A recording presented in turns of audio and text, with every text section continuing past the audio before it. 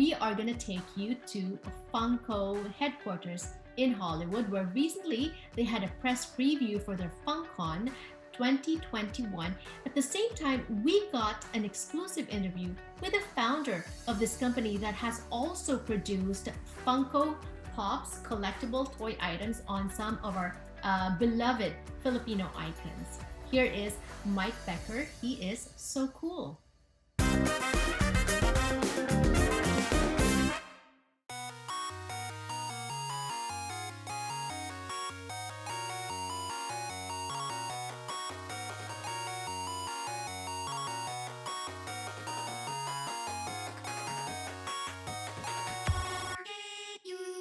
We have FUNkon this week, which is nothing but a tribute to the fans through all the stuff we've had to go through recently with COVID. This is the first time back that we're able to really celebrate with the fans.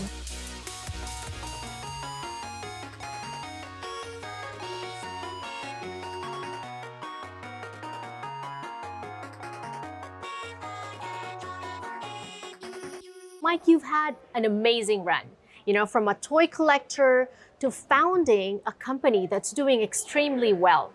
Yeah, it's been a heck of a journey, and it's been one that I don't regret. How did you found it? I think I failed a lot. I had a lot of ideas, a lot of things that I started, and I get to a certain point, something happened. And then with Funko, I kind of did that old adage, you know, you do what you love, and the success seemed to follow. I didn't think with my head, I went all in with the heart, and it seemed to work out. Well, it worked out. And they say, you know, success doesn't happen overnight, right? At what point, you know, how many years before you realize that this could be something good? I believe now, looking back on it, if you want to do something amazing in your life, you're going to come up against 3 main roadblocks. I've now got this thing figured out. I don't have enough time, I don't have enough money, or I don't have enough background. So you just got to fight through those roadblocks. You have to go under, around, or over the top. And it's overcoming those roadblocks, but also greeting the roadblocks. And so welcome them, don't get discouraged, because you know that you're on your way. Right, so when you welcome them, you face them head on, and you don't get discouraged, right? Yeah, because I knew they were coming. It's like, haha, I knew you were coming. I know you're gonna try to stop me from my journey. I'm not gonna let you. You know, I knew you were gonna try. But you did say that you failed a lot. Was there a point in time where you thought, I'm giving this like 3 more failures. If I fail the 3rd time, I'm done? Yeah, like yesterday. Oh. You know, every day you have these challenges, but then you always find that kernel of something that keeps you going to the next one and the next one. And I think it's just the joy of like creating, like in general, just creating fun stuff that other people can go enjoy. You've created a lot. Obviously, there's a lot of Funkos. There's a lot of different stuff that you've created. Do you have a favorite? Well, for me, I have to go back to Big Boy, because Big Boy is where it all started. It started with this love of this little dude, this little restaurant character. And that was my first character as a bobblehead. In fact, it's funny that you brought that up. For our FUNkon week, which is this week, I went back to Big Boy, and I went and met with the store manager that gave me my first real break, if you will, and it was actually a pretty emotional moment. Right, right. When you look back at that moment, what comes to mind first? Fear, uncertainty. Yeah, there are several times when I remember like thinking to myself, again, that uncertainty of going like, wow, what was I thinking? Like I had a real 9-to-5 normal job like everybody, and why did I choose this? This is like so much pain and suffering, you know? It is madness, isn't it? Because when you own a business where you found something, it's almost like your baby. You want to nurture it and take it as far as it goes, right? So where do you want to take this? Well, a lot of it depends now. I mean, we have, you know, Funko's a huge company, you know, and we have a board of directors. We're a publicly traded company. So I'm just happy to have, I guess, my division, which is the entertainment division. And I work with a really cool team of artists that create a lot of the apparel items and some of the boxes and labels. So I'm just happy to be a part of again, making the fun and the entertainment. Right. You mentioned something earlier as well. You give credit to Brian, right? How, as an entrepreneur, you need to surround yourself with good people, maybe people that are better than you. How do you pick your team? I just try to find people that are like-minded. And sometimes it isn't about like having the biggest and the best college degree, or it's usually people that have that go-getter type spirit, the kind of people that I feel like are willing to do whatever you have to do. It isn't sometimes about having massive experience. It's just, I usually get a really good vibe, and I have the most killer team I've ever put together. I love these guys. Amazing. Speaking of putting things together, you also have founded a collection or done a collection on Filipino icons. Here we have Manny Pacquiao, we have Joe Coy. Again, it came out of love. It's like Joe Coy. Once I kind of understood him and I went to go see his shows, it's like, and I just, love the guy. And Right. he is such a nice, genuine, wonderful, again, a guy that has been hardworking forever. We found that one of our biggest audiences is the Filipino audience. Huge Right. for Funko. Why is it important for you to connect to that Filipino audience? Weird to say, have you ever met a Filipino person that's negative or mean or angry? I haven't. Everybody's always happy and upbeat, and it makes me feel better. And so, I don't know if that's stereotypical or not, but I love to, half of my artists, if not three quarters, are Filipino. Oh, awesome. Entertaining people is what I love more than anything, whether it be through our Fun TV, whether it be at one of our Fun Day shows, whether it's creating a really cool toy or a really great t-shirt design, or with my amazing team, or a really great experience for the fans. Again, that goes back to Brian's idea in creating this store. This is the ultimate experience. You can't buy that online.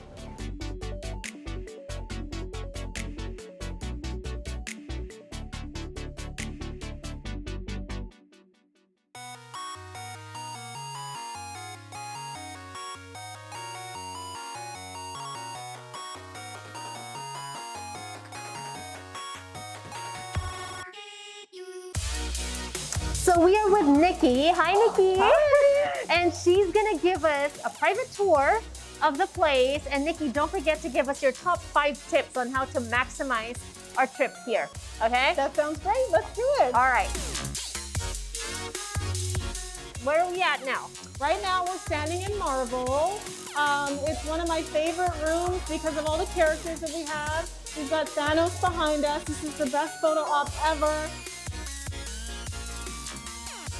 We also have Stan Lee standing up top, looking over his entire universe in here. We also have another little Easter egg that Funko fans love. This one right here, the first Funko Pop ever made was called a Wacky Wobbler. Oh, It okay. was a tall, slender toy with a wobbly head. And this is actually Wobbler spelled upside down. So true Funko fans really, really love this feature. right. Yeah.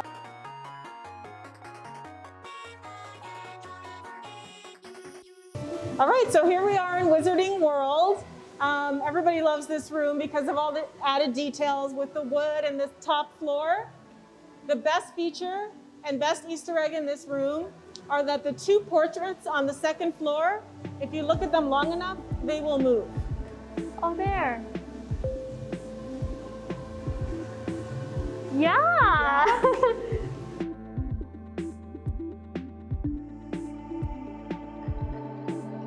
I love this ship. I love the ship too, it's so beautiful. The Yeah. jellyfish, a lot of people miss this beautiful art detail. Awesome. And then you can step right inside the ship. And on this side we have Oh, the crown. sunken treasure. Uh-huh. And in the store, there's over 300 hidden crowns. We also have a hidden pop skeleton on this side Oh too. my gosh, yes. If you go right in, you can see.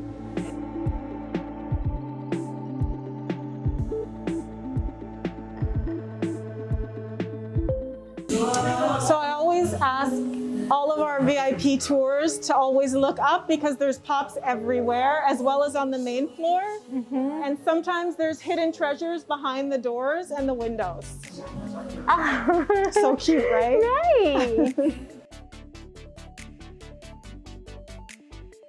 So you walk in the store and you're looking at the display and you see a door and you think it's just a door. But this you have to look closely because there are hidden cool stuff inside. Oh, that's so cool. My favorite fun fact about this area is that this giant T-Rex, when he was shipped in on his side, my general manager climbed right into his mouth. You could fit a human in there. We're gonna walk through television and film and right into Fright House, the scariest part of the store.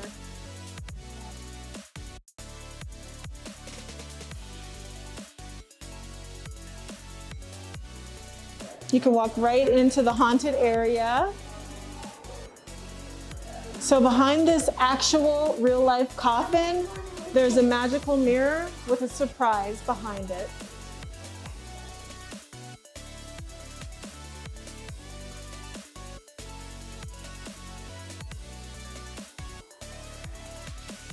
Star Wars Cantina.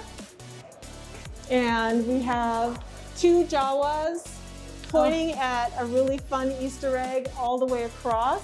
They're pointing at miniature versions of themselves. Yeah. Oh my gosh. They That's are so cool. vaulted characters that are worth between $300 to $500 each now. Wow.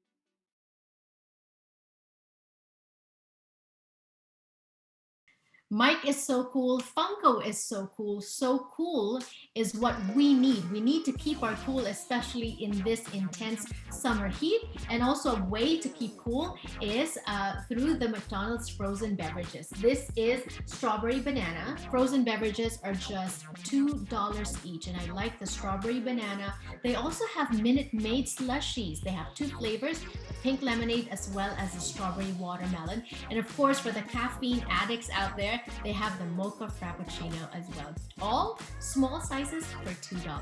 So worth it.